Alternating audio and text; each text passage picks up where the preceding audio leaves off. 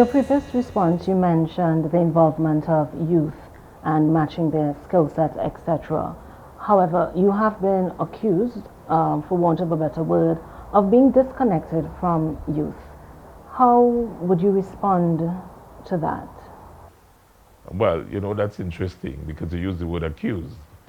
I, um, I have not heard such an accusation, and I would have loved in such circumstances to face my accuser. But having said that, um, if I were to just refer to my last stint as presiding officer, one of the initiatives that I would have undertaken is the whole question of institutionalizing a youth parliament. In our case, we said a youth assembly involving students of secondary schools. So we would have had it for 3 years on my watch. So it became a regular feature. Something like that may have been done before, but it was sporadic and it wasn't done under the auspices of the legislature. I did it. And more than that, what I would have done was to expose a number of young persons to the opportunity to develop debating skills, to understand the legislature, understand political issues. But more fundamentally,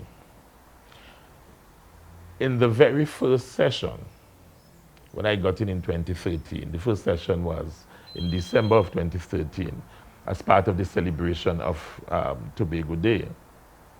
I made a promise that before the end of my tenure, I would take a group of those students involved in the youth assembly debate to England, where they can witness firsthand the operations of the Westminster system in the House of Commons.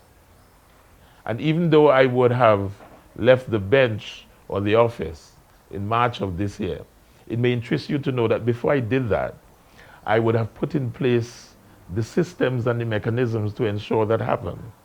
And I'm happy to tell you now that even as I speak to you, funding has been arranged. And most of the funding did not come from the THA, but from private sponsors that I would have taken steps to encourage. So that even in my absence from the legislature, that group is poised to go to England in fulfillment of my promise 3 years ago. If that does not bear eloquent testament to my concern for youth and youth development, then I dare you to tell me what does. Calvin to win, Calvin.